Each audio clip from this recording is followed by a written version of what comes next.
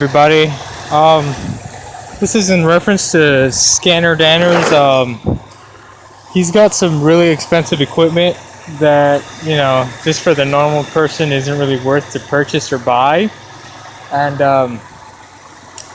you got to look for alternative methods when testing, because some of the stuff he uses, his pico scope's like $2,500, and if you're just a guy just working on his own car, you can't justify buying that unless you do it, you work as a mechanic part-time.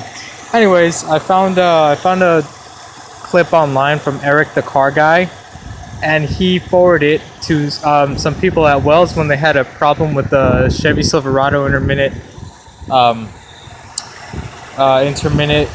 what's it called, combustion code, DTC, whatever you want to call it. And anyways, they turned me on to using a timing light with as you can see right there, that's not a good pulsation, and you can hear the misfire I have here. It's not a good pulsation, and I just thought this, if you can't afford an oscilloscope to see the actual waveform of the coil, I have a bad coil. A timing light's your second best option. See right there how it's flashing then stopping? Here, I already moved the coil. This is the bad coil, and this is where the bad coil was, over here. And this is the new light. See how it's continuous? Yeah, this is the way it's supposed to be. So when you're checking for an intermittent or some sort of combustion ignition related misfire, you can hear here. You can hear I have a miss every single time it hits. So this timing light is the way to go if you don't want to buy an oscilloscope and check out the waveforms. He's got some very, very technical data that's pretty amazing, but as I said, it comes at a price. So yeah, guys, just wanted to show you this method in action, actually working for somebody. And I diagnosed this number 1 and 4. I just switched it. This one was right over here, so I switched these two. This is the 1 and 4. This one's now good. This is my number 4. It goes 1, 2, 3, 4. This is a good one now with the coil swapped.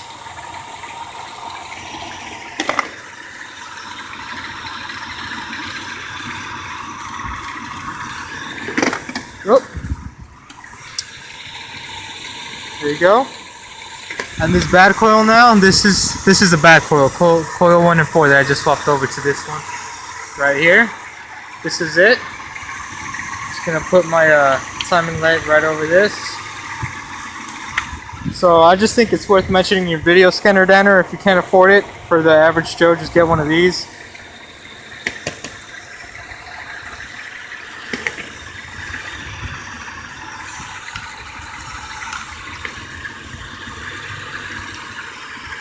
Man, I got an old timing light.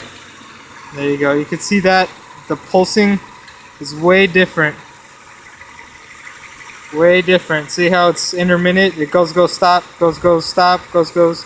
Yeah, I got a bad coil. I don't know if it's shorted secondary or primary ignition coil, which you could tell from Scanner Danner, but it doesn't really matter because they don't sell. You can't replace the secondary, only the secondary coil winding. You have to replace the whole coil, first and second. And it's so easy. It's just a little screw. It took me 10 seconds to switch it over. But yeah, this is on a 95 Cadillac Concourse. This is a, super fancy car back in its prime.